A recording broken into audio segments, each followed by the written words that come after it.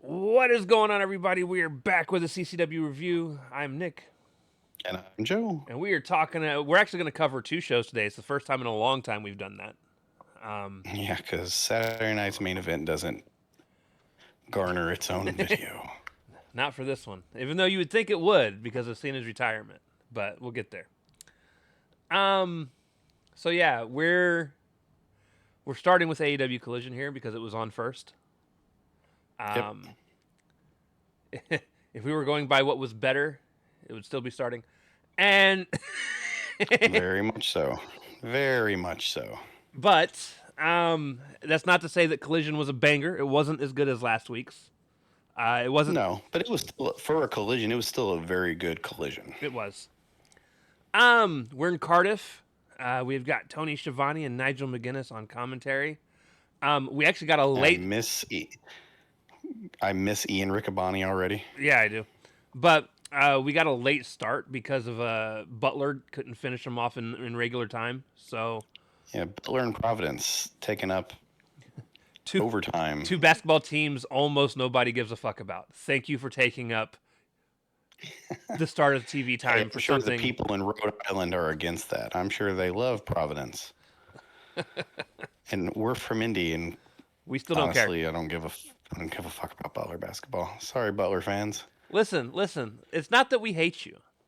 We just don't care. No, If you win, you win. Cool. Whatever. I was cheering for you in the NBA in the NCAA finals this couple of years. You made it. yeah, I was cheering for you at the end of this game since I had to watch it. I was like, well, fuck, you may as well win now that I'm watching you. See, I didn't even get to watch the game. I watched on Max, so I got that gray screen that was like, your program will begin soon for the entire run. I switched to Max just to hope that they started the show anyways. Nope. Saw that it was going to be that, and I was like, oh, well, hell, I might as well at least watch the damn basketball so I know when the show's going to actually start. I used it as playing on phone time. Nah. So we start off immediately with what is, in my opinion, the match of the night on this show. It was the match of the entire night. Swerve Strickland versus Josh Alexander. Yes. Shout out Prince Nana for getting his promo code for PrinceNana.com out there before he actually had Swerve come out. It's funny because earlier in the match, Nana was getting more action in than Swerve was because he was all up in Don Callis' face at the very beginning. Don Callis is, you're in my personal space, Nana. Josh Alexander, there's a spot you were super worried about in our messages, and it was an intentional spot, and Josh actually did a really good job of protecting Swerve through it. I'm so on edge anytime I see Josh Alexander do a move to people now because I'm afraid he's going to break somebody's femur. So he does this suplex. It's a stalling suplex from the apron, walks him over to the announce table, and drops him on his legs on the announce table, which, again, absolutely intentional. Sure, because he's just coming back from a leg injury. I get all that. I had to suffer through the stupid ass thing that I hate so much in wrestling, and I've always hated in wrestling, where someone comes back from an injury and they have to play it off like it still fucking hurts. I hate it. I have always hated it. It has been something for 30 fucking years that has bothered me when watching wrestling because I'm like, you don't come back from injury. Still hurt. Still hurt. That's why you take the time off. I mean, some of you idiots do, but you're not supposed to. It's surgically repaired, so it's not. It's like we're still having to deal with Kenny's diverticulitis, and I'm like, for fuck's sake, quit it. You will for the rest of his career. Just like when they hit Brock Lesnar in the stomach with chairs and stuff, and Brock oversells it. He doesn't oversell shit. He just goes right back into German suplexing people. He sells it like crazy. That's the only thing he sells is like stuff to his midsection. Yeah, I haven't seen it.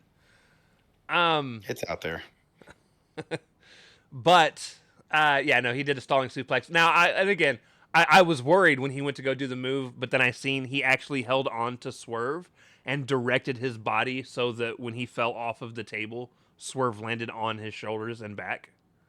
Because that's what I was worried about. I wasn't worried about his legs. I was worried about him landing on his fucking head.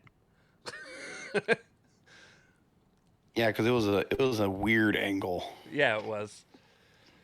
Um, but yeah, my exact notes were great spot. Made me nervous as fuck. Thank you guys. Yeah, Um, yeah. Okay, Swerve reversed a power bomb into one of my favorite moves I've seen in a long time. And here's the thing: this isn't the first time I've seen this move. The Right. the He's done it before. He's done it before, but even before him, the very first time I saw it was either early this year or late last year. There's a guy on the Indies. He's this big, muscular motherfucker, and this is his finishing move. And when I Yep. seen it, I was like, "Oh, that move is amazing!" And then I actually sent it Yep. to the Ultra Pro Wrestling guys, hoping that they put it in the game because I really like that move. Right. But yeah, it's basically you go to do a power bomb, and as they're coming up from the power bomb, it flips over into a spinning power slam, Yeah, you over rotate them into a power slam. and it is so cool looking. And it was smooth. Yeah, it was. Yeah, I wonder how often he's had to practice that to get it down because, like, I feel like that's something you have to practice.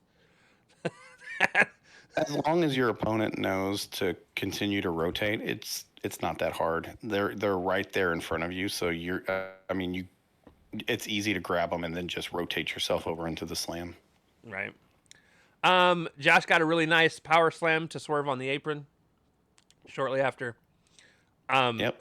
Swerve did an avalanche angle slam on Alexander that was nice. I don't know why they don't just call it an angle slam. That's because Tony Schiavone was the lead commentator. Because I feel like that's what everyone has called it in the history of wrestling. I get angle doesn't work for Even when Roddy does the regular angle slam, everybody usually just calls it the angle slam. right. So yeah, he did an avalanche angle slam on Alexander. Swerve ends up hitting the house call on Alexander, which knocked Alexander's headpiece off, which I have not seen happen to Alexander yet during his tenure in AEW. Which was cool because he kicked out of the house call like it protected him. Right. So it was super neat. And then he hits him with the JML driver, which I still think should just be Swerve's finisher, period. Like, the house call should just be a setup move for it. I don't know why he gets pins off the house call.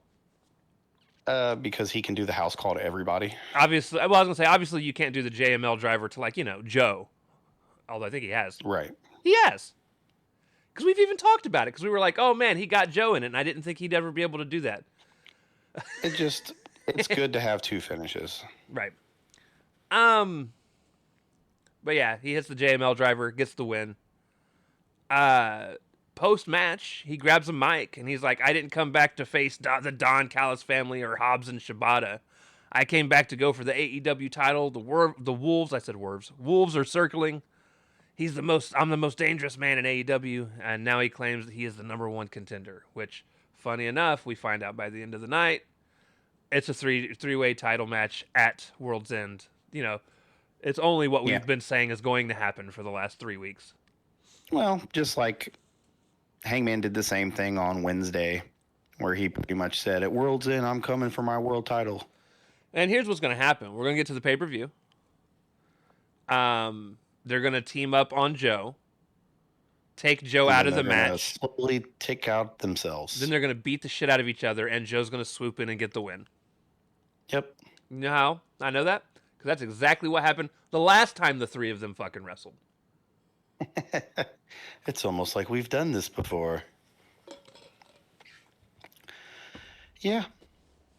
I'm still looking forward to the match because I like all three men involved, but Sure. I don't know. I just hope they do something different. Yeah. Joe's title reign is already kind of stale to me. I would like it more if he was involved with other people, is my problem. Like, here's my thing. I love Swerve. Love Swerve to death. He's one of my top 3 favorite people in AEW. But the man's been back for 2 weeks, 3 weeks, and he's already back in the title picture. And it's like, they could have at least built up him coming back with something else. Get Hangman away from the title scene for a little bit. Have him go do something else I think as well. after this match, they will. And then let Joe wrestle someone else. Like, get involved with What's the someone thing? else. Who else do you have? Because unless this turns into like a blood feud of some kind between Joe and like Hangman, there's no like it's just another boring three Oh, match I feud. don't. I do not want to see Joe and Hangman again. Right. Well, Don't. neither do I. I Seen it just twice. Twice is good enough. let him go throw some shine on some mid to upper tier mid card talent in some title matches. They don't have to win, obviously, but like let him wrestle a Brody King. Let him wrestle. Um, Fuck it, Ace Austin, just because I want to see that match. Just throw some people in there. They need to get Talk out of the Don Callis family. They need to get Kyle Fletcher moved up the card again. And hell, you can even have Okada do something other than wrestle the stupid tournament. True. Backstage, Tony Storm says the Babes of Wrath can't have a celebration without us, and I was like, okay. Well, they don't, so that works out. This version of timeless Tony Storm is growing stale on me. Yeah, because she's lost her edge. She doesn't I have the edge she had. I still love timeless Tony Storm. I love Tony Storm as a character, but this whole I'm a hoe for the women's division thing is just old. Like, and it's Yep. I don't I love the chin up tits out thing, stuff like that. It's Watch just for the shoe. gotten to the point where like I just I don't know. Get her away from Mina. Let her do her own fucking thing. Yep. Get her away from Mina. Get her back into some title picture. Put Luther back out with her because I liked Luther with her She doesn't even being the necessarily servant and stuff. she doesn't even necessarily need a title picture. You can put her in a feud with somebody easily. Sure. In fact, I would love once Tekla's done losing inevitably to Chris. I would love a feud between Tekla and Tony, like an actual feud. Well, like you said, it doesn't necessarily have to be the world title. It could be the TBS title. I would be down for her and Monet again. Right. Her and Cena can Hell, have I another would be banger. Exactly. Her and Athena for the ROH title. Sure. Why not? You're going to put the fucking title on the program anyway, so we may as well get a fucking banger of a match out of it. Right. Match 2, Chris Statlander and Jamie Hayter versus the Triangle of Madness. Well, the Sisters of Sin, more technically. Yep. During the entrance, the sisters for the Sisters of Sin, only Tekla came out, and Hayter and Chris were just as confused as I was for a second, and then and then the sisters came from behind. Actually, probably some of the best production work AEW's done because I did not see them pop in until last second. I was like, "Good Got job, time. good job." They're learning. They popped in. They took it to the faces early, and then started to get their asses whooped like they should. Yep. Hayter and Chris at first made me laugh because they were taking turns body slamming each other onto Sky Blue, which made me laugh. But then they both started flexing, and I immediately grew irritated. Immediately. Oh, this is only the beginning of the irritation. And I hate it. I don't even like men flexing all the fucking time. And then you've got these two women who, by the way, don't have the bulging muscles to back up the flexing. Like, I understood a China doing it. I can understand a Jade Cargill doing it. But just because you're tall women does not... Like, I don't even like fucking Megan Bain when she does it. Yeah. You just need a lot more definition for it to feel justified for me.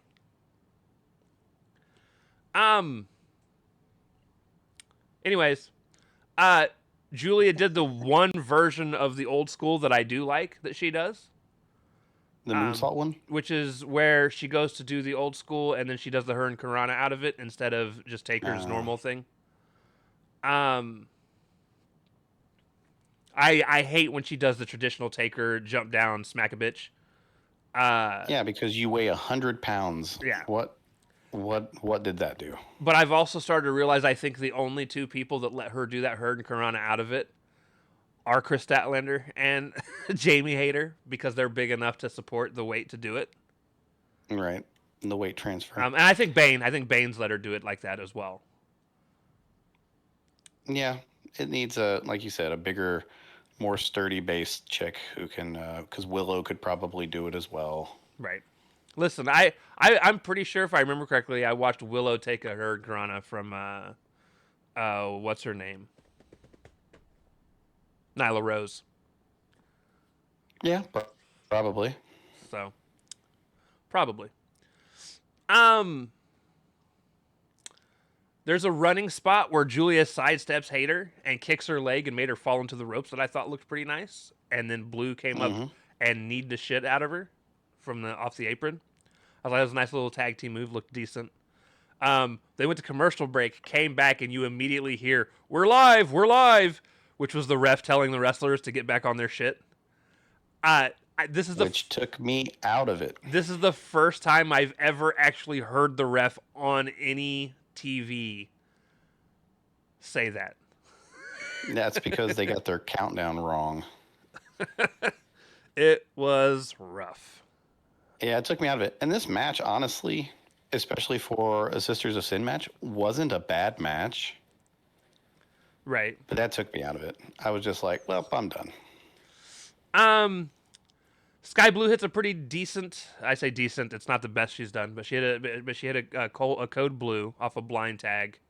And then something happened that took me out of it, which was Sky was in the middle of doing the pin off of the code blue. Hayter gets in the ring and waited for the 3 count, or technically for the 2 count. Waited for 2.5 before she closed, like standing in the ring. Waited for the 2.5 to do the clothesline to break up the pin. And I was like, you're already in the ring. Just fucking dive. Yeah, just get it over with. Not everything needs to be a so close it almost happened thing. Like at that point, you're already there. You already mistimed. You're getting in the ring, which is fine. I'm not mad that you mistimed that, but don't just stand there and wait. Yeah, because then you look like an idiot. Because what if somebody would have grabbed you? Right. Because then you would have looked really bad because you got in the ring early, and then it's like, oh yeah, then I should break it up. So I was not very happy about that. And then back to back with that, the Sisters of Sin get into a slugfest with Hayter and Chris that makes me laugh because it's the most unbelievable thing that happened this entire match. But then it did turn into some friendly fire between Chris and Jamie, which is always fun. Which has been the entire point of this match. Right. We actually got some friendly fire on the Sisters of Sin side as well, shortly after. But it came after. So Hart went to go do a different, or went and did a different version of Old School where she walks on the top rope and then jumps onto the apron and did an arm breaker over the rope from up there, which I was like, I've not ever seen that before. So that was cool. Variations. So she did the arm breaker and then held her so that Blue could come up and hit her, and then she moved. Blue hit Jamie. Hayter then hits a Haterade shortly thereafter on Julia, gets the win. And then she's like pointing at the title, and for some reason Tekla's watching from like not the rafters, but she's like in a skybox or whatever they're called. Yeah, she's in like a little suite on the second story. And I'm like, second level of the stands. On like one hand, I'm glad she didn't interfere to like, make it all unnecessary. But on the other hand, like you just sat up there and watched your girls get their ass beat. I don't know. But you can tell. Well, I mean, it's better than a standard. The heels interfere and make and cheat to beat the baby faces because that happens way too much as it is. Yeah. And then backstage, we get a Chris and Jamie argue segment that was just weird. Just weird. Dumb. But unbelievable. We're going to get a Chris and Jamie title match at World's End, which is, by the way, the most uninteresting women's title match I will have seen in the history of me watching AEW. I have zero interest and zero care on who wins this match or even watching it for that matter because I'm already not the biggest Chris Statlander fan and I've been the biggest hater admittedly. He'd been drinking that haterade. And I just don't care. I don't care. They could honestly get a double count out and the title end up just going on to vacant. I would rather vacant be champion than have to watch these two wrestle. The multi-time champion vacant. Yes. Match 2. Blue League C2 match, which was almost my match of the night. Match 3. Was it match 3? Oh yeah, match 3. That's where my numbering was all weird. I was like, I swear there were 5 matches and I only have up to 4. I put match 2 twice. Match 3. That's okay. I went this far into it and already tried to forget that the tag match happened. It's literally the next segment, and you're like, "Yep." This is the real match 2. Let me fix this for the rest of these so that I don't make that mistake again. Match 3. Blue League C2 match. Claudio Castagnoli versus Konosuke Takeshita. Shivani tried to go to Renee before this match happened, and it went to the C2 Blue League table instead. And I went, poor Shivani. My guess is Renee was not there at all and is not in It was all pre-taped stuff. Yeah. England. Because Yeah, all of her it's segments pre-taped stuff. Yeah, were pre-taped. Because they did finally go to her to talk about the match, but that's not where they went first. And he was so confused, so confused. He's already confused That's just enough. Basically, Production, please stop. That's just basically Tony. Yep. He doesn't need help. So Talk went to jump off the apron. Claudio gave him a vicious European uppercut off that jump that looked like it actually hurt. He caught him right in the fucking throat, dude. It was amazing. The ref did check on him too. He was like, "You all right?" Did you get your bell rung? Talk went for a running knee. Claudio caught him. Fucking Christ, dude. Claudio caught him. Caught him and put him in the giant swing, which was a fun, dope transitional segment. Yep. Talk almost dropped Claudio on his head. Thankfully, Claudio was wise enough to put his own hands on the ground so that he could hold himself up. But then Talk puts him in his weird tombstone-like pile driver thing that he does. I don't know what it's called. I can't remember, but he does that, and then he transitions it into a German suplex, which is still a very beautiful German suplex. The stalling, just slow flip over. I love it. Yeah, it's usually a wheelbarrow suplex, but Claudio's ass is so big it looked like a German. Yeah. Because by the time he got him in a position to get him up and over, it just Claudio's so long it was just a German. Yeah. These two started reversing each other back and forth, roll-ups, things like that. We got our first draw of the tournament. Now, funny enough, going into tonight, I actually thought this could be our first draw of the tournament. I could tell by the way they were pacing out the match. So it doesn't surprise me that it went that route. And I did like that they continued to fight after, like they wanted to keep going. That was the only thing that saved it. But so you hated it. I loved it. Because I hated what? The draw? Yeah, I hate draws. Because there's going to be draws in this tournament. There has been every year. Well, it makes sense for the tournament, and that's fine. But that doesn't mean I have to like draws. Right. But it was cool. They took the two people that are world champions in other places, had them fight to a draw. I guarantee we end up seeing them two probably in a tiebreaker match again. Well, that would mean that they would be the two coming out of that league. Right, they would be the two coming. Well, the thing is, it's usually only one person that comes out of the league, unless there's a tie, and then the two people wrestle. Well, that's what I'm saying. They're both tied at 7. Right. So the two of them would end up wrestling each other, and then whoever wins would go on to face whoever wins the gold league. But yeah, I thought the match was really good. Yeah, Overall, I don't have a problem with it at it's all. there is something that I'm noticing though, and I hope it doesn't continue to trend this way. There's something that about Konosuke hasn't had a great match in this tournament yet, and it's surprising because Konosuke is a really good wrestler. So Yeah, I don't know if he's just trying to pace himself and just not go all out or what. But his maybe first, he's tired, dude, because he's wrestling in Japan and then having to fly over to well, he's wrestling do the Japan, shows. he's wrestling in DDT, he's wrestling in AEW, so he's all over the Well, that's also, fucking world. oh, and well, DDT is also in Japan. Is it? Yeah, I didn't know where it's it was another at. Japanese promotion. Yeah, it's Japanese. I actually thought it was a UK thing, Nope, but it's Japanese. I think I'm turning Japanese. Anyways, um, but yeah, no, I don't. I hope it's not going to be a continuation of just him like kind of skating through it.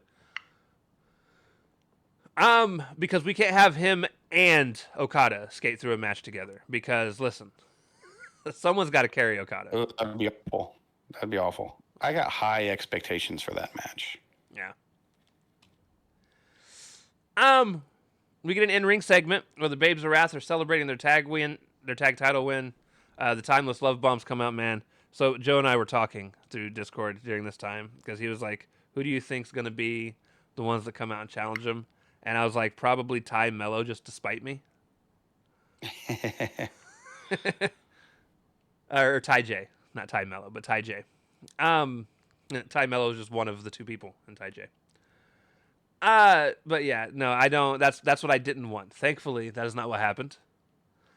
Um, the Timeless Love Bombs come out to celebrate, and then Monet comes out, and Monet is like, there can't be a championship celebration without the greatest AEW champion ever. And it turns into a Babes of Wrath versus Monet and apparently three other women on Dynamite. And I was like, oh, okay.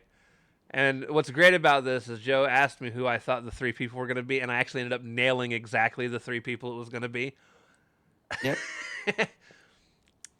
Which made me feel good. Um, I thought for sure I was going to be wrong about Athena, by the way. I was like, it would be cool if it was her, but I could see it being somebody else. But then I thought about it after I did see that they did officially announce it was the three of them. And I was like, it makes sense because it's officially four teams that were in that tournament, all kind of still being in this match together. So, Yep. we get a quick backstage segment of Rico. Mr. Shea, Rico Shetty, says he's entering the Dynamite Diamond Battle Royal, and he's going to win and go on to win the world title. And then it turns into a full-on montage of people saying they're going to be in it, except for Max Caster, who was just doing his chant the entire time that he would show up. Which Let's go, Max. You're the best wrestler alive. that was funny though, because like the entire time Anthony Bowens. Damn, calling people by their government names and shit. I The don't even know. wrong government names at I was that. like, that's probably not even his real name. Anthony Bowens was like, "Oh man, I'm gonna go in and I'm gonna win this Diamond Ring Battle Royal, and it's gonna be great because Max Caster's not in it." And then they'd go over and Max Caster's doing his chant. And then it'd go back to Anthony, and he'd He's be like, like, he ain't in it, right? "Right, right." So that's exciting. You're right over there. Why are you flipping me off? I'm not. I'm cleaning my nose. Um, Just threw my mic across the floor. good job. Sorry for that noise if that came through. I don't think it did. At least Oh, I good. didn't. At least I didn't notice it. It happened right at the time you were distracted, so. But yeah, there were a bunch of people that were in it. I'm half expecting two people to make comebacks for this. MJF to one- win his ring. One of them being very obviously MJF because he's the only person that's ever won this ring. And then here's the thing: I don't have an answer. I don't have anyone in mind as far as another return. I'm just expecting one. It's Tony likes his returns. Daddy does. Now I do differ in my opinion. I don't think MJF wins it. I think he finally doesn't win it. Because I feel like yeah? that's a part of him having to rebuild his character. He's got to do something different than be the same person he's been for 7 years. That's 6, but it'd be close to 7. But yeah. Now, the good news is we're not doing predictions for that show. So it doesn't matter. We'll see what happens. And I could be wrong. I'm wrong a lot. And then we get, honestly, another really good match. Match 4, Gold League match. Kevin Knight versus Speedball Mike Bailey. Guys, these guys went so fast for so much of this match. There's a joke that Joe said later in the night for the next show that made me laugh audibly out loud. Yeah. Because you were talking about how slow the Obafemi Cody Rhodes match was. And I was like, well, it actually feels like a pretty fast WWE style match in comparison to most WWE style matches. It just feels slow because we just watched Dynamite. And Joe goes, yeah, they went from jet speed to how did they go from jet speed to jet slow or something like that? What did I say? I did say jet speed. You did. Where's Discord? Let me see. My Discord's all screwed up. Yeah, we talk a lot.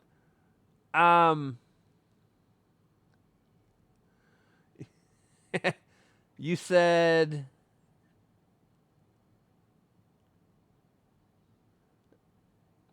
oh, dude, this was a while ago. So there's the R-Truth stuff. There's us debating about WWE dying.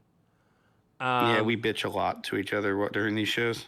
There's your big picture of Fiora Roche's you sent me for some reason. No, those were WWE Tag Team Championships. It's a whole box of. That's what I think the titles look like, or Fiora Rocher fucking chocolates. Mm.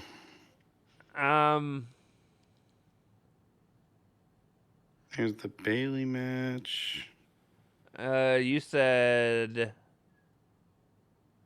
he picked his nose while backbreaking Cody. Here's your picture of the very uninterested kid. You said this is the slowest match. I said no, that's next Wednesday when Pac wrestles again. And yeah, you said I said we just watched Dynamite. I meant to say Collision. I said where everyone other than Pac wrestles at twice the speed. You said yeah, it's hard to go from jet speed to no speed, and I laughed audibly. It was amazing. Yep, it was rough. But yeah, so, guys, this was just a really well-paced match. These guys went at it. This wasn't like, so, if you guys remember back to when we were talking about the Casino Battle Royal at Full Gear, my big complaint was it started off with Bobby versus Shelton, and like they didn't do anything, like. They pretended like they just circled until the next person came out. They pretended like they were going to do a little bit of wrestling, and I was excited to see the two of them go at it because it's like, everyone for themselves. Like that's what this whole thing is for. You're fighting for a world title shot. Even though I also thought it would have been funny as hell if Shelton would have just laid down and let Bobby pin him. It's crazy. They don't want to put anybody over. And not even each other. Themselves. But no, so like I was bored. I was bummed they didn't go at it. So here it was nice to see like, yeah, these guys are a tag team, but they both want to win. So it was good to see it. Yeah, I even think the right person won. Yeah, and I like the movie One With. Yeah. So and that concludes the praise I'll ever have for Speedball Mike Bailey. Kevin Knight hits the coast to coast. He actually hit it this time, thank God. And then Mike Bailey ends up winning with what he calls a flamingo bomb, which I've never heard. I heard the name of it last week because he tried to do it, but it got reversed. It's a hell of a looking move, though. I can't even he ties them up and then bombs them. Yeah. It's almost like it's almost like the. It honestly kind of reminds me in a way of Swerve's finisher. Because he does a similar thing where he flips them over and drops them down. The difference is instead of doing it from the front and flipping them over, He ties them up kind of off to the side of him and flips them over and pins them the same way. Yeah.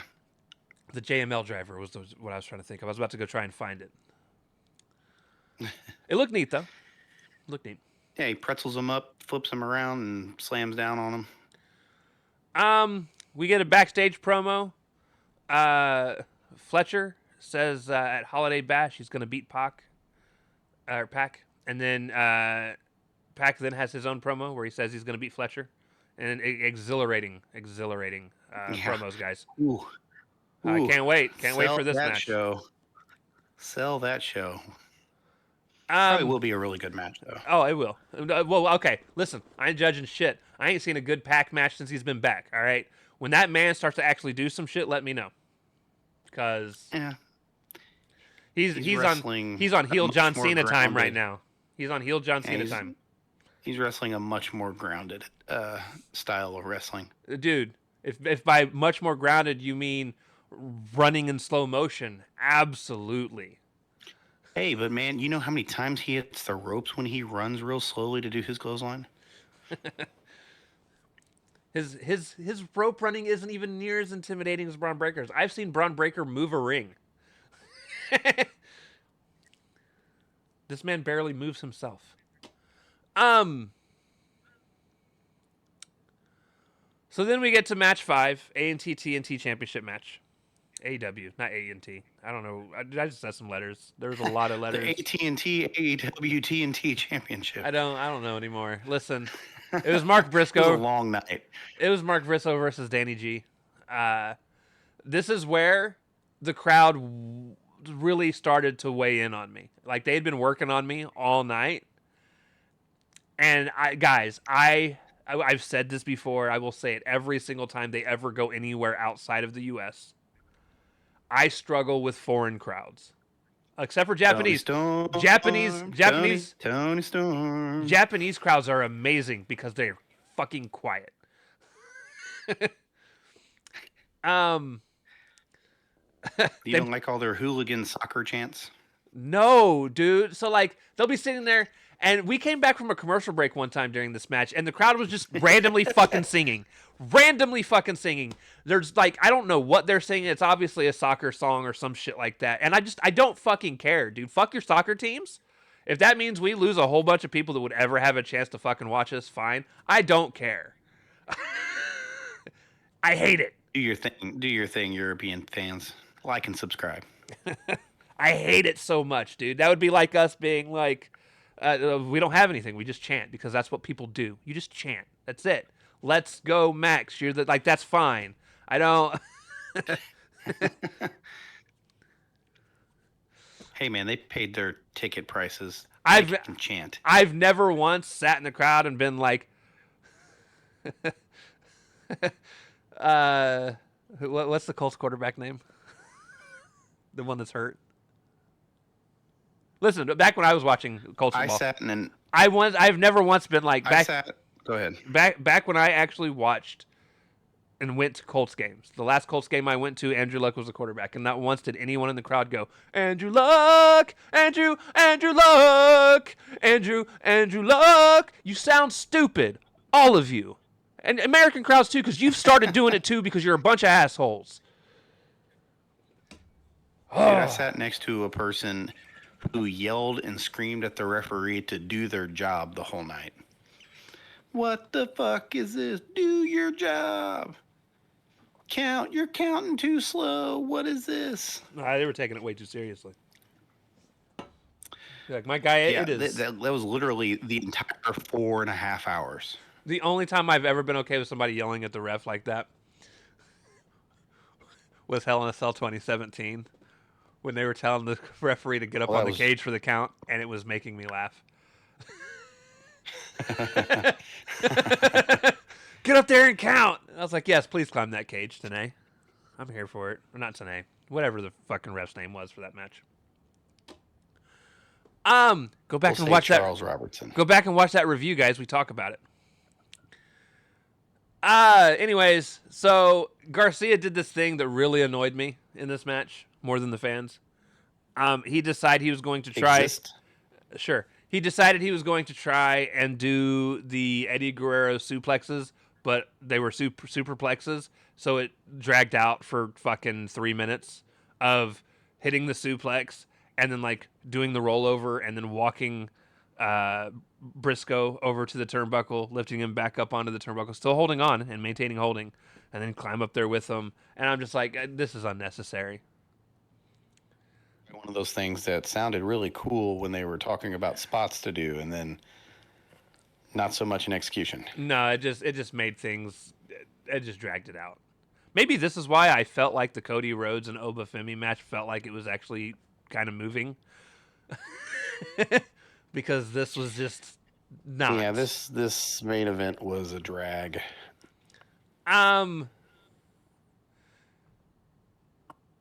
Shafir ends up getting caught trying to interfere for the third time. She gets booted out of the arena. In the process, Yuta comes in, kicks Mark in the nuts. Daniel hits a pile driver, goes for the pin. Briscoe kicks out. Briscoe hits the J Driller, gets the win. Not terrible.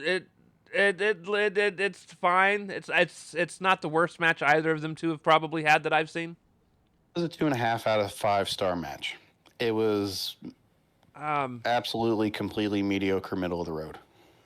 The conglomeration come out for a celebration at the end, and apparently Dorada is now the new Hispanic guy they've assigned to the conglomeration until Hologram comes back. Oh, jeez. I don't know when this happened. Dorada came out with him, and immediately I'm like, huh, that's racist. Where's our token luchador at? It's not racist, but I don't get it. I don't know. He's not even with AEW. He's in CMLL. He's in this tournament, yeah, but that's it. He does some matches here and there.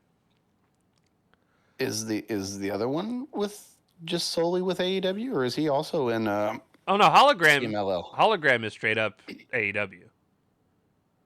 Hologram is a full-on Tony Khan created character. Yes. It's his Glacier. Yeah. Listen. Speaking of which, I forgot to mention this.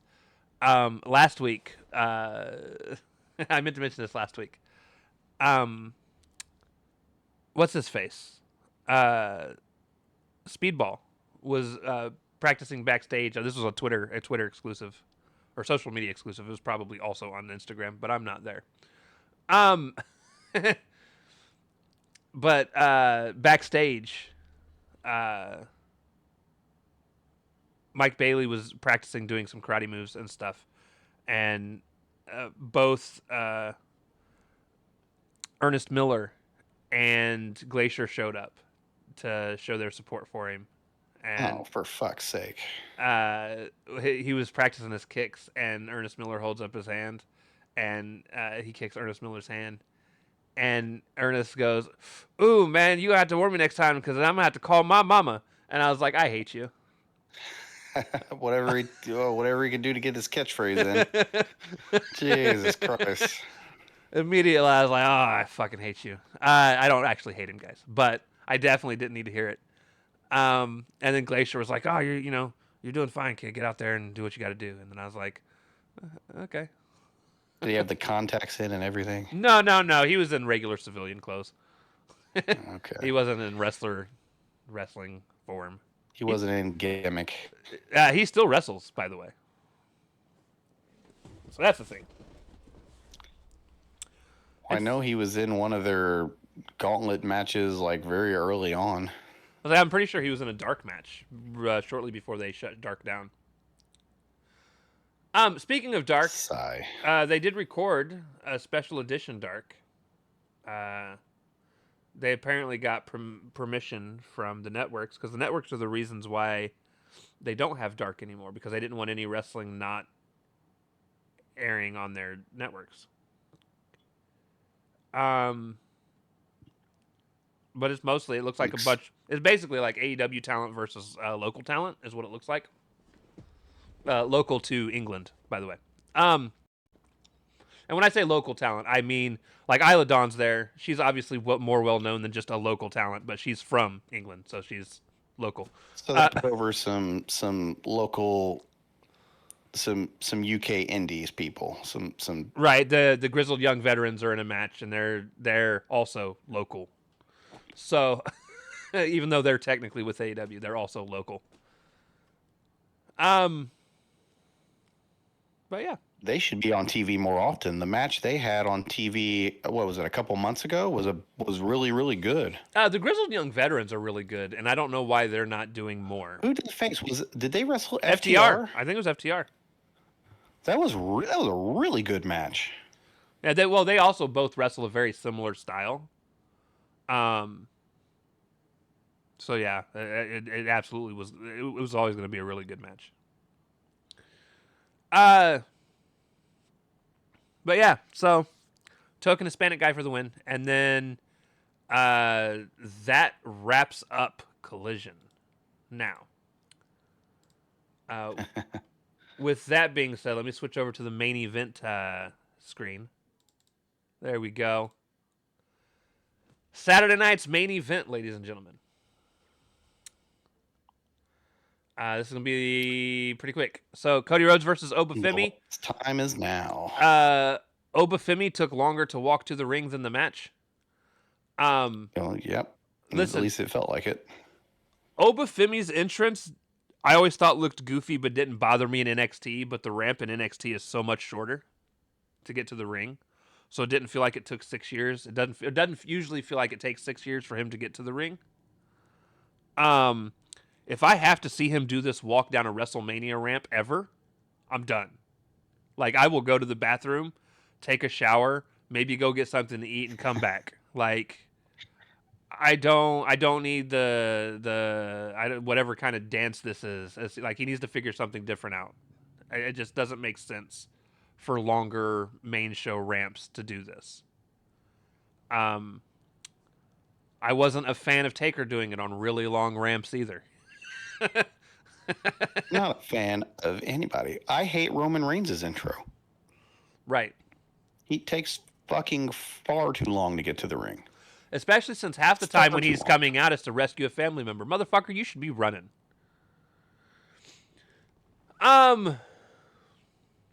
Oba, at one point, though, he hits a European uppercut on Cody. Cody flips over the announce table, and then Cody was bleeding. I don't know what he caught his ear on. But yeah, his ear was bleeding. And I had already told Joe. So when we were actually talking about Saturday Night's Main Event, when we were talking Wednesday night for our Dynamite review, it actually might have been for our Raw review, one of the two. I said that Drew's probably going to interfere and cost, for early match stoppage. Nailed it. And yeah, that's what happened. It was awful. Although I will say this, one of the cool things that did come out of it was Oba stepped up to Drew, because of course Oba's pissed, because this is his chance to actually get a solid fucking win in or something. Right. So his face-to-face with Drew I really liked, especially when he shoved Drew down, because he does look a bit bigger than Drew. He's a big dude. So, and you also made a very valid point. He does look a lot like Ahmed Johnson mixed with Swerve Strickland. Swerve. But I will also say the same thing that I told you, though. He's a much better wrestler than Ahmed was. A lot safer. Yeah, and he on all the stuff he did to Cody, like the Irish Curse backbreaker he did, and all this stuff, he protected Cody very well. Yeah. But he's fucking as big as a house. He should be able to. He also, so I actually watched a bit of his promo from SmackDown. I didn't watch SmackDown, but shit pops up on Twitter, and I watched it. Of course, he talks in an African accent. But sure, he's African, right? He's from like Nigeria, based on what they were telling on the thing. Yeah. I don't what's kayfabe and what's real life. Yeah, he's from Lagos, Nigeria. Okay. So yeah, he talks with a Nigerian accent, if we're being specific. Sure. And it's not understandable though. It's very clear. Right. He doesn't have a thick accent. Right. And English is, while be it it's his second language, he speaks it very well. I'm gonna be honest with you. He already cuts promos better than like 80% of the fucking main roster. Good. And a lot of it is he doesn't rush through everything he says. When he speaks intimidatingly, It's all about cadence, right? he looks intimidating, so it matches how he's talking. Sure. So I do at least 3 of the people that were from NXT. Okay, there were only 3 people in NXT that were actually on the show tonight. My bad, guys. I am looking forward to the 3 people that they showed on NXT. Like, they chose the right 3 people to represent this show. In terms of if you're going to choose people from specifically NXT. So Javon Evans, Sol Ruka, and him. And Oba. Oba Femi. Yeah, Oba Femi. I about called him Obi Femi because that's Obi Femi, real name, no gimmicks. fucking Michael Cole did it. He called him Obi Femi. And I was like, what? Wild times we live in. Over and above all, this was pointless as hell though, because unless we get Oba jumping to main roster soon and fucking these people up, like, I don't. Y'all could have just gave us another Drew and Cody match. I'm just be honest with you. At least it would have been a full match. Yeah, it didn't do enough to give Oba the shine they probably thought it would. At the end of the day, I didn't care. Yeah. Match 2, which is my main event match of the night, Bayley and Sol Ruka. It was probably the best match on this card, yes. Because it was a complete match, yeah. Even though it had a stupid thing in it. They had a really nice recovery on a botched spot where Bayley tried to pick up Sol Ruka Ruka tried to pick up Bayley. Which one picked up who? It was Bayley. Bayley picked up Sol Ruka, and tumbled over, and then Sol Ruka ended up rolling her into a roll up out of it because it had already fucked up. Yeah, they recovered well from it. They recovered quite well from it. But then, like, there was way too much time to set up for the cartwheel DDT, where she did the one where she was on the top rope, did the cartwheel off the rope, and then DDT'd her. Like, there was just too much time of. There was too many cartwheels. She did the one-handed cartwheel thing on the ground twice. She's an ex-gymnast. You're just gonna have to deal with it. Yeah, but if that's like at lot least of your offense doing the same cartwheel, that's at least she's not Cartwheel, whose entire offense is doing cartwheels. Yeah, but even her finish has a flip in it. Or Jack Cartwheel. So what? Luchadors, 90% of their fucking moves have flips in it. Shut up! He's like, I don't like flips. It's not that I don't like flips. I'm not FTR. No flips, just fists. I like fists too. I just like it all. No, I'm nitpicking. She's fine. This match was good, despite the one little flaw that they had that they rolled out of. They did. But the spot I hated was the Bayley had the match won and did stupid babyface things where she over-rotated on the pin at the count of 2 for some fucking reason, so the chick could get the ropes. Yep. Stupid. I hate that spot. Stop doing it.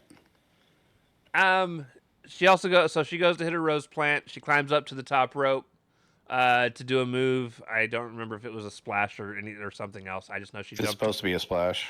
I just know she jumped off. Sol got her knees up. Sol then hits the Soul Snatcher, goes for the pin. Bayley reverses the pin into a roll up. Sol reverses it back into a roll up of her own, gets the win. Match over. Everybody salutes the crowd because it's John Cena night, everybody. Big shout out to Cole for shouting out everyone he's ever worked with. Yep. We got Jim Ross mentioned, Jerry Lawler, and a Taz. Yep. So then we get to match 3, which is Javon Evans and Leon Slater versus AJ Styles and Dragon Lee. I still don't know if this was actually for the tag titles because when they even did the announcements, they didn't say, and this is for the WWE tag titles. It didn't have the graphics, but I thought they mentioned it on one of the earlier shows. It was, Right. but maybe I'm mistaken. I have no clue. But we already know who was winning anyways because Sure. you're not going to have the NXT people beat all of the vets, right? Mm-hmm. Um, so they broke it pretty even. They had a draw, yeah, or match stoppage. Uh, and then NXT won one, and then the WWE's main roster won one.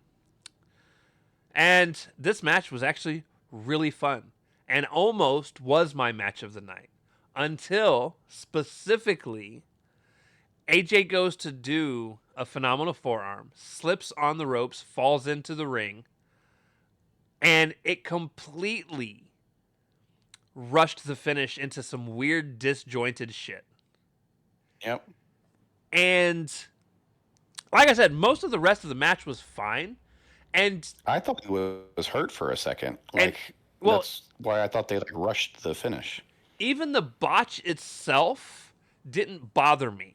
Like, okay, cool, he slipped, he fell. It was the rushing afterwards where it almost felt like there was a scramble. So Leon Slater actually did a really good job of going in for the cover as soon as he fell to make it look like he Right, was because trying that's to. what you should do. Right, Yeah, it makes it look like you're trying to win. Oh, he screwed up. Let me try to capitalize. right. But then, like, they rushed into getting into the Styles Clash, and it just felt like they were winging it without.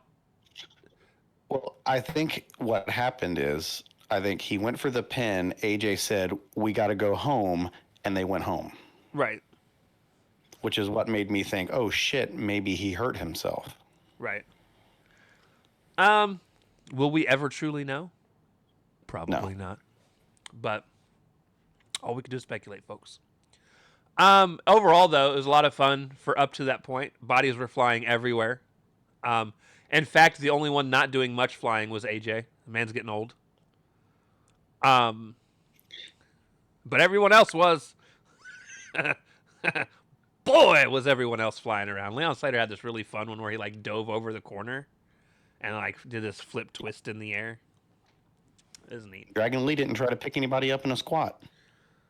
Well, he could have here. Yeah, he could have picked up both of those kids because Probably at the both same of them time. together would have. Yeah, both of them together would have been about the same amount of weight as Ivar was. It's a big ass dude, man. Yeah, he is. In ring segment, Miz comes in to basically annoy me. This was Kristen's segment of the night. He came in to bitch like he wasn't the most forgettable part of John Cena's entire history. Hey, man, he beat him in the main event of WrestleMania. Listen, Do you remember how I'm surprised. mad we were? I'm surprised he remembered. Are you surprised I remembered? No, I'm surprised he remembered. Oh, yeah, he got his. Yeah, he probably doesn't. He's probably watched it back on the network and stuff, though. But yeah, he comes in just a bitch that he wasn't a part of this, which thank God he was not a part of this.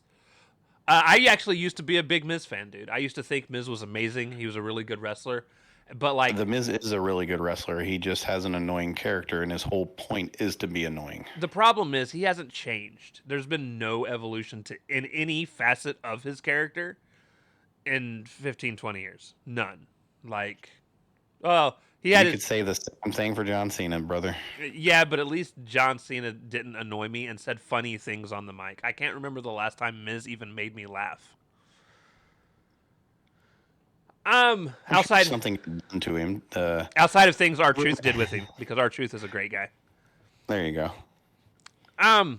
Speaking of which, so R-Truth comes out and basically said Miz took someone's opportunity because Miz had replaced his name in a ball. And Miz opens the ball, reads it, says Joe Hendry, and magically, like a poof of fucking magic, Joe Hendry's standing on the apron. You say his name, and he appears. Right. They both take turns beating up on the Miz. They do Joe Hendry's taunt together, and then both do a 5-knuckle shuffle on Miz. Yep. I believe Joe Hendry did his finishing move. I don't know what it is. It's that It's a choke slam, isn't it? it's that spine buster choke slammy thing. Um, Because he's signed with WWE now. I'm afraid they've missed the boat. Like his time has come and gone, and his whole thing about being over with all that stuff is done. right. Well, And now he's on the main roster. He's going to have to evolve, and he just got there. we're gonna get to that. Short here in a second. So, at that point, he does his finisher. He goes for the pin. R-Truth counts to 3, and Joe gets an imaginary win. Cool. But you're not wrong, right? Because that was even something that I had mentioned to you. Was like, it was cool watching Joe show up because he was a part of TNA, because that's not supposed to happen. Right. It wasn't meme worthy. It wasn't. The meme is over. It wasn't just him showing up on NXT either. He was in the Royal Rumble. He showed up at WrestleMania and wrestled a match in WrestleMania, which is really cool, while still signed with TNA. And it was like, this is dope. And now he's with WWE, and I'm like, but I don't care. I don't care now because he's signed. You've wasted all the newness when he was contracted somewhere else. Yep. So we'll see what happens with him. I hope they figure something out, because he's not a bad wrestler. I'm afraid he's going to be the new LA Knight, where they're going to stop, start him to death. Right. Well, we're not going to know because he's officially in like NXT. So we won't know until he makes it to the main roster. He won't be down there long. We all thought the few people that were down there weren't going to be down there long, and they're still fucking there. I thought for sure Girl wasn't going to be there long. The chick that came from TNA. Jordan Grace. Jordan Grace. She's still there. Which I know. She should really be on the main roster. I know why. She helps get some of those younger people. Well, she's helping with like Blake Monroe and several others. Sure. So I get why she's there. I figured by now she would have already made the switch. And maybe that's what he'll do. That's kind of what he's been doing. I'm half surprised Oba hasn't switched already. I mean, I know he's now the NXT champ, but I thought when he last he's NXT lost champion again. When he last lost the NXT title, that's usually a sign once you lose the NXT title, oh, they're on the come up. They're about to be moved. And no, he's still there. Like he's the new champ again. I'm actually worried that we're gonna get a call up for lame ass Ricky Saints before we get a call up from like Oba Femi or anyone actually good like Ethan Page. They do need to get younger on these rosters. No, they do. They need to get younger. AEW too. Like they're starting to age a lot of their people out, or they're hurt. True. So yeah, I hope they figure something out. Match 4. This was the match that everyone has been building up for 307 days. Not 65. It was like 350 something days. We've been talking about this match. However long it's been since he announced it. It was the first Raw of the year.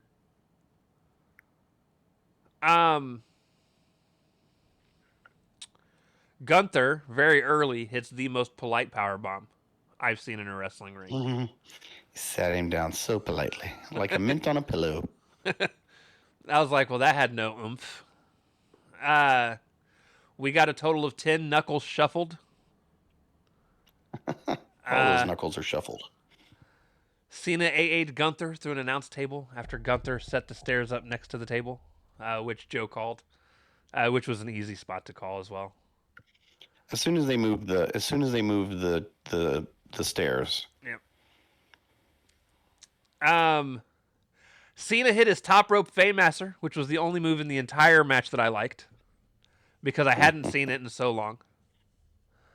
But he also said "fuck it" right before he did it. If you can read lips, it made me laugh. Yep. He went for the 15th knuckle of shuffles, and it caught him up.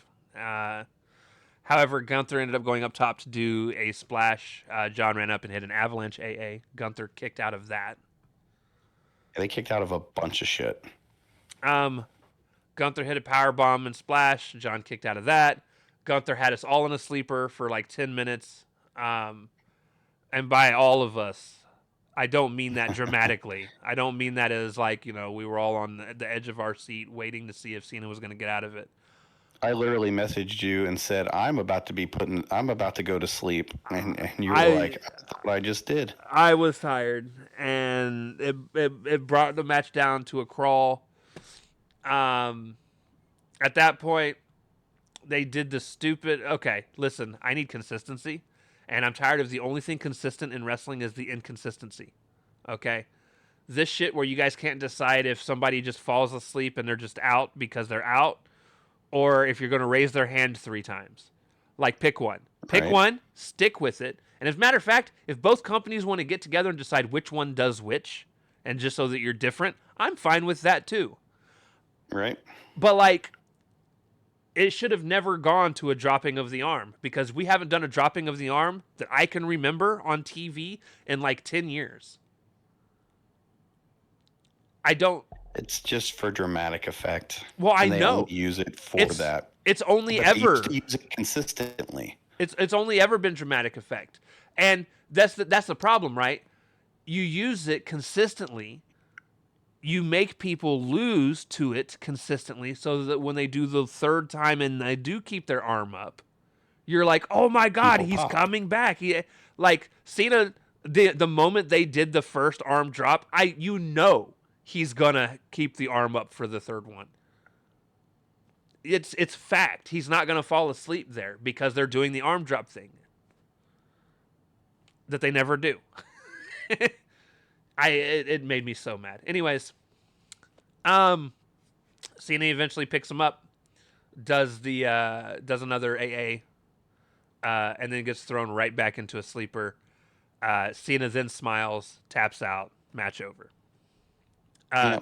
You guys, Weak ass shit. do you guys ever want to see or hear one of the most amazing things I've ever heard in my entire life? Ever? Go watch this match, fast forward to the end, and watch the crowd go from being really loud to dead fucking silent in less than 3 seconds. Bruh, you want to talk about deflating an entire arena?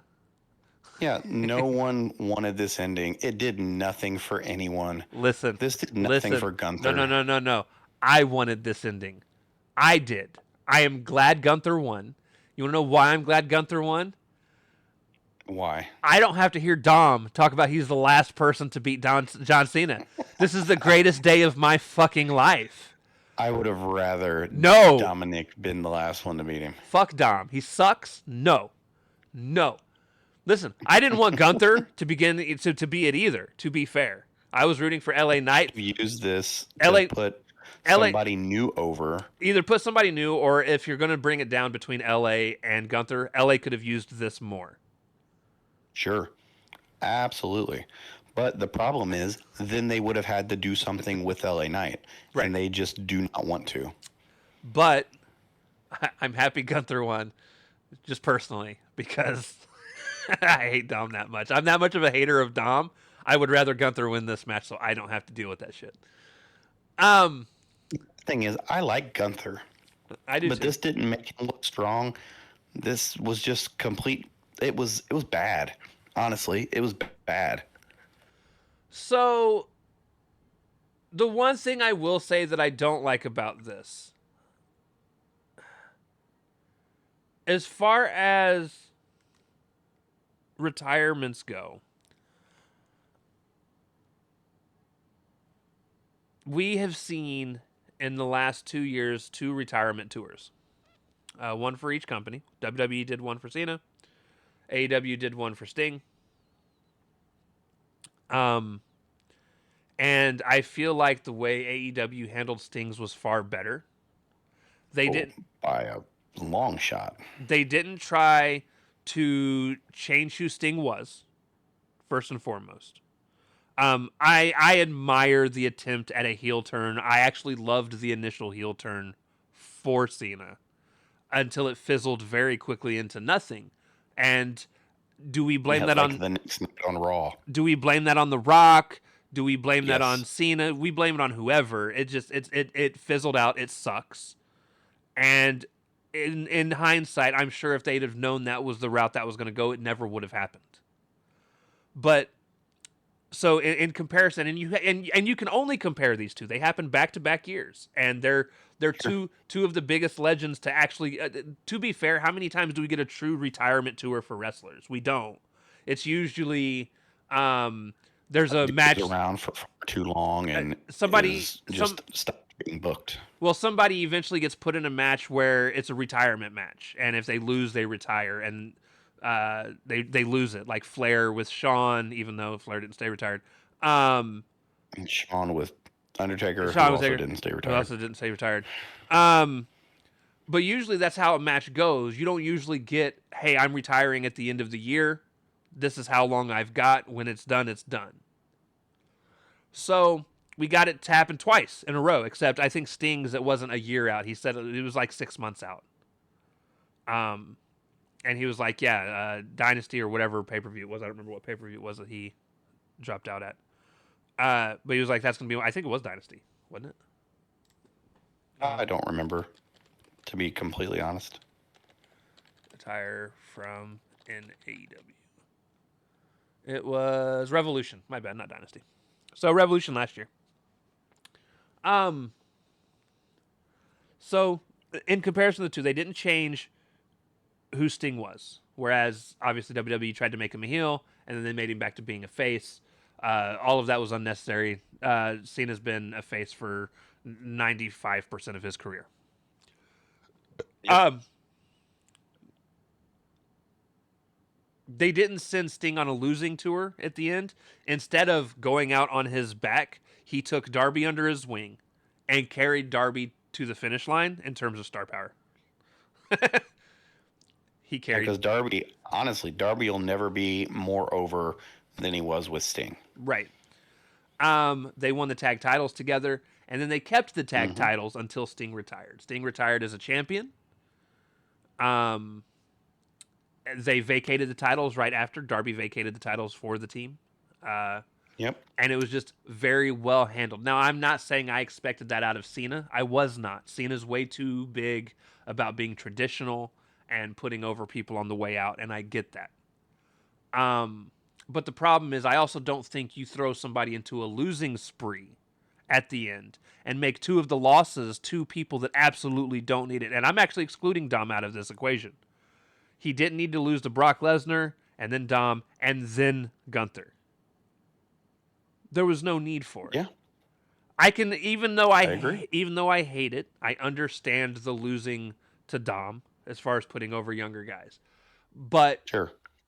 the problem is, then the Gunther match doesn't matter because it's just your last match. I had no technical personal investment in this match. If it at least would have been for the title, I'd have been a little more into it. I just didn't care. I know it's Cena's last match. I know he's probably going to lose. And that's why they didn't want to have the title on the line, because they wanted people to not know. Regardless of how right. we kind of figured as much. But I don't know. I think it would have been better for him to win. Right. In this specific situation, it would have been better for him to win because Gunther doesn't need it. Gunther is one of like 4 people on the roster that's not going to be hurt by a win from Cena. They could have probably done it as well if it would have been Drew. Yeah. Drew wouldn't have been hurt at all by losing to Cena. Well, they call him the greatest of all time. There's not many people out there who could get beat by the greatest of all time and then, suffer, career damage because of it. Oh, I couldn't beat the very best that they say has done this. Yeah, it's only happened once, and it was an entire group called the what were they? It was the people that came over. What did they fucking call themselves? Nexus? He did kill that entire team. He buried them. Fucking buried them. Ask David Otunga how he feels about all that. Right. There's a Chris Van Vliet interview out there, people. Go see it. But no, you're right. Like there's not anybody that wouldn't have been able to lose that match and still been fine on the other end of it. But if he's gonna lose, which given the situation that they're in, he should put him up against somebody that's actually going to benefit off the win. Right. Who needs the shine? The only thing I can think of is now with Gunther retiring both Goldberg and Cena, he's going to be the new legend killer. If he's the one that retires AJ, I swear to God. Ooh, you will riot. You will be so upset. And I'm okay with AJ going out losing. It's the old school way of the business. And again, AJ's one of those people. He would You have go out no on your problem back. doing it. But it has to mean something. Yeah. Otherwise, It has it's to mean something. pointless. And again, you look at these all these other retirement matches.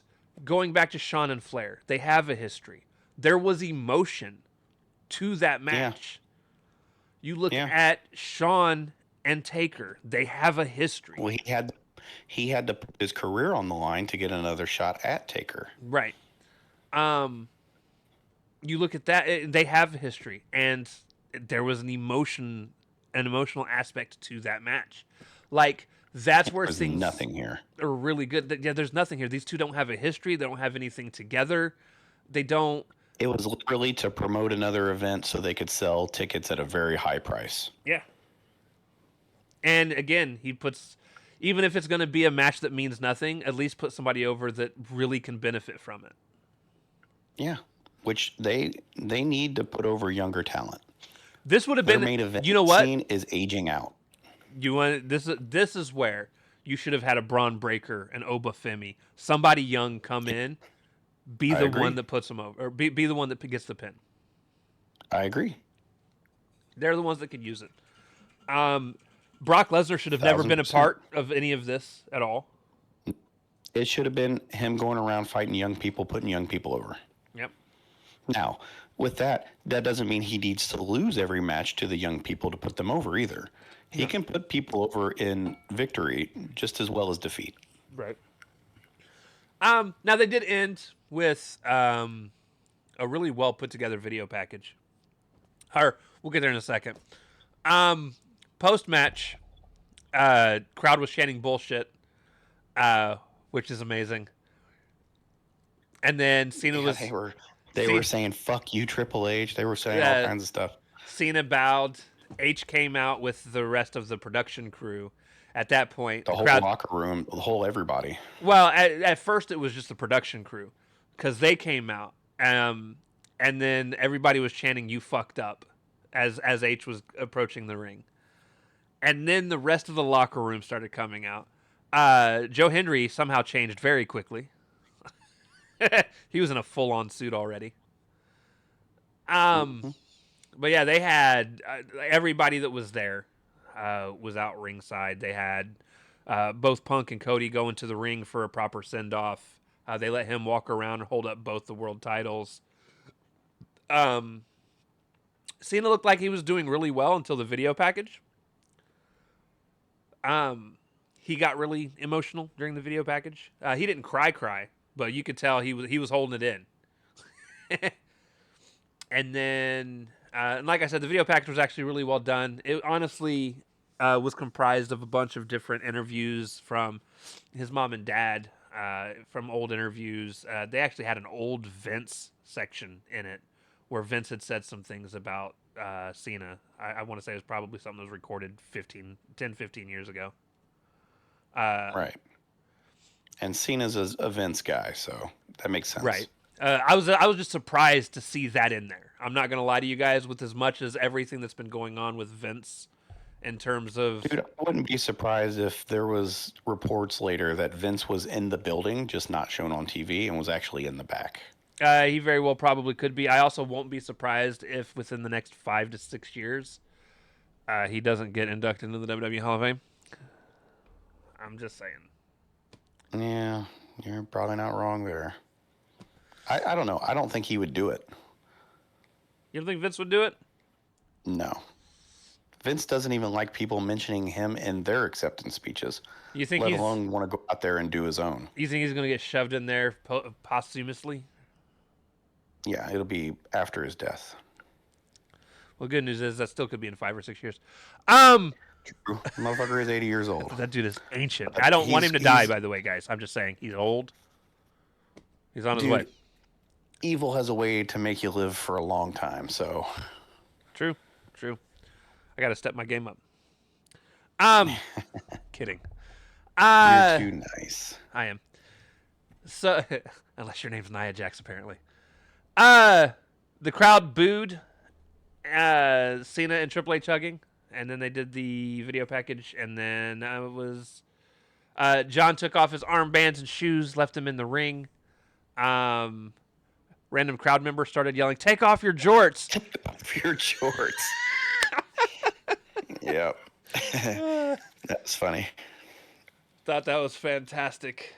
And that's how the night ended. It was perfectly timed, and it was quiet enough to where it got on air. It was great.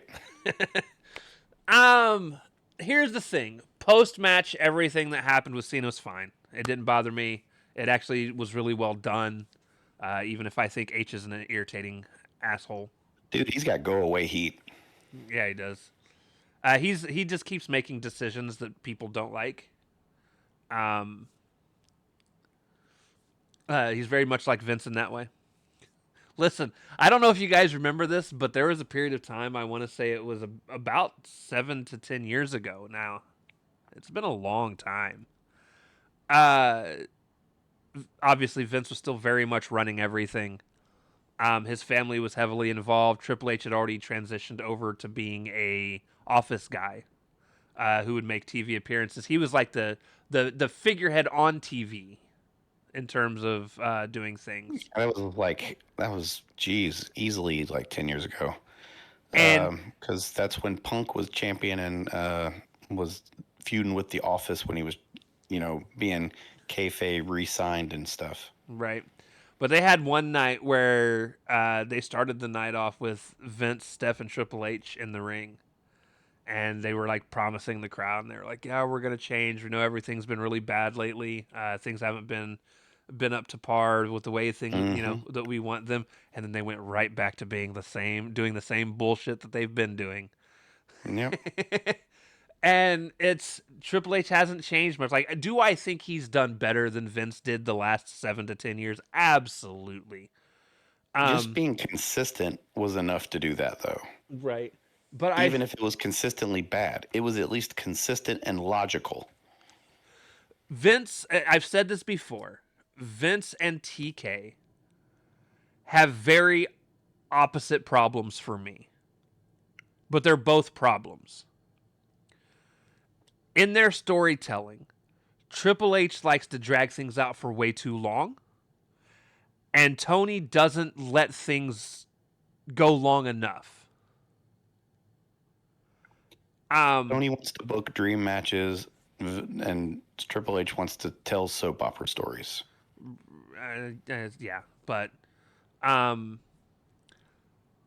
don't get me wrong, there have always been stories in AEW. I thought it was so funny when people were like, "Yeah, AEW doesn't tell stories." No, they do. It's just the stories that they tell aren't solely confined to within AEW. Unless you know ball about wrestling, a lot of stuff you're gonna miss. However, when you're trying to reach casual audiences, that doesn't really help your company out very well. Not at all.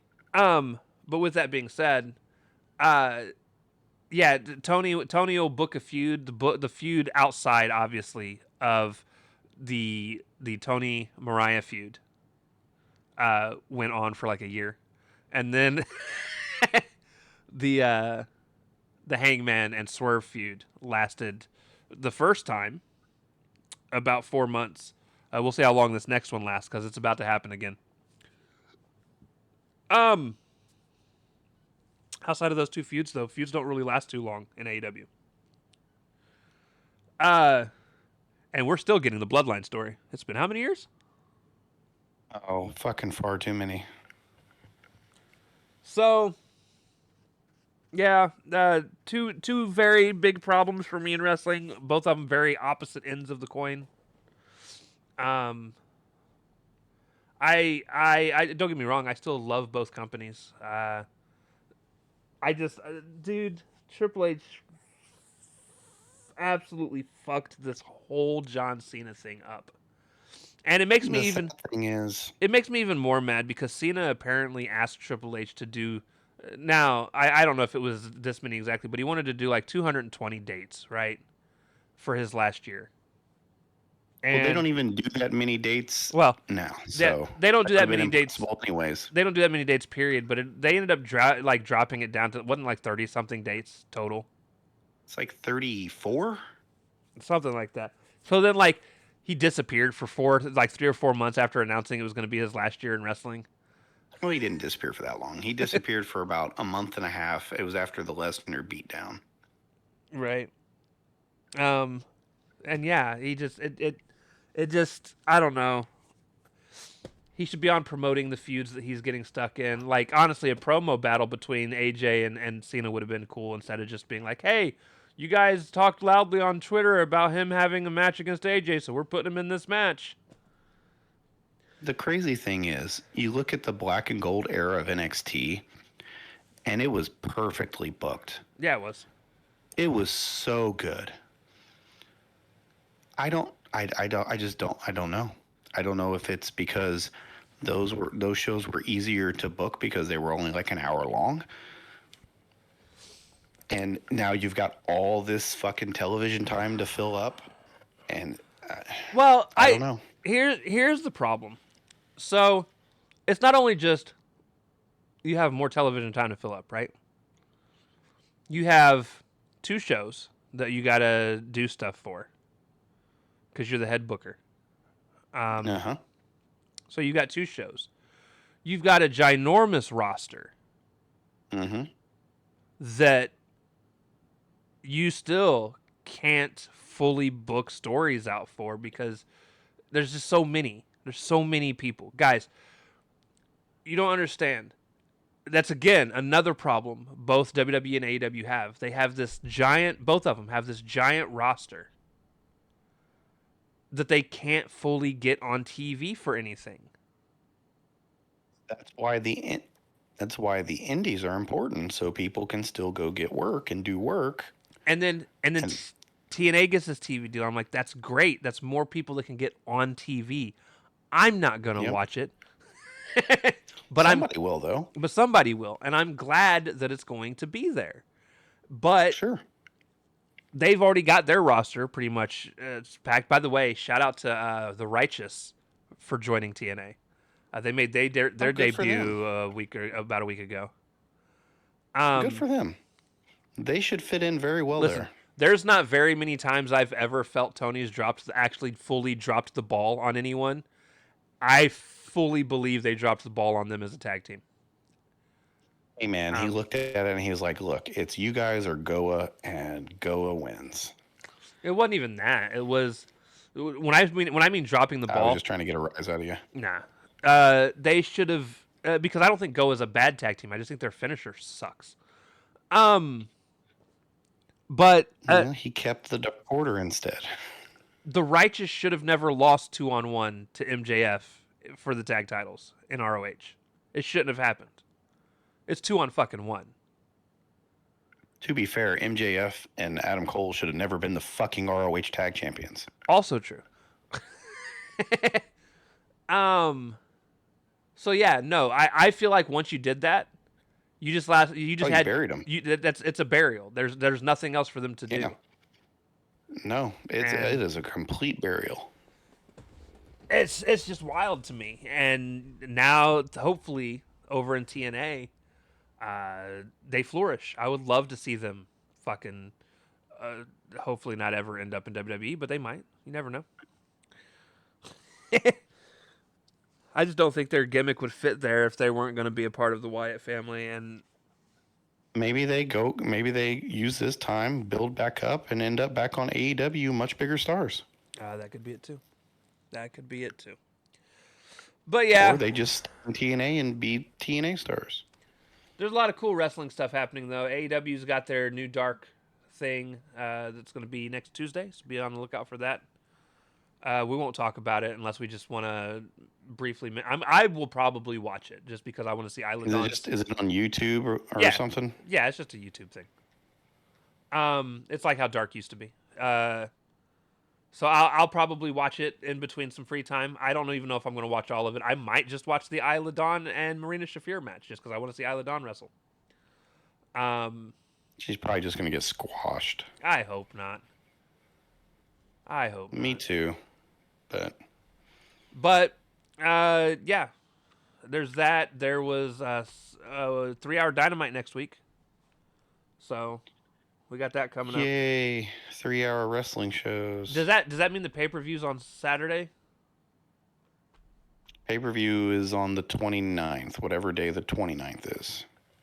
Oh, yeah, that's next week. I wonder why Dynamite's 3 hour. Oh, probably for Christmas. My bad. That was a dumb question. So yeah, Dynamite's 3 hours this week. That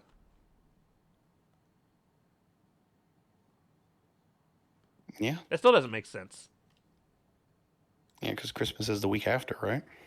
Well, this is their technical Christmas episode because it's their holiday Dynamite. So then Yeah. unless they're not, are they not going to have a Dynamite on the 24th? They might not. Maybe they just do a clip show. Who knows? Also, it's not going to be the 29th. 29th would be a Monday. That would be a weird day to have a pay-per-view. When Is it? Yeah. When is World's AEW End is like. World's End? 27th. Is it the 27th? Why do I keep thinking the 29th? I have no clue. Yeah. I'm officially 27th. 23 and a half hours away from being 40 years old. So that's a thing. I know. Well, I'm aware. I'm getting old. I'm getting old. Shut up, youngster. True that. You're only as old as you feel, though. And I definitely feel old. So, it is what it is. But all right, guys, that's going to do it. The next time you hear from us will be on Monday. That is Monday Night Raw. And like I said, 3-hour Dynamite. And then I wonder if they're going to have a collision. I'm sure they'll tape something. We'll see. They got the tournament, so I'm sure they'll. I don't know. We'll see. We'll play it by ear. We'll see. All right, guys, that's going to do it. We love y'all. We'll talk to y'all next time. Deuces. Later.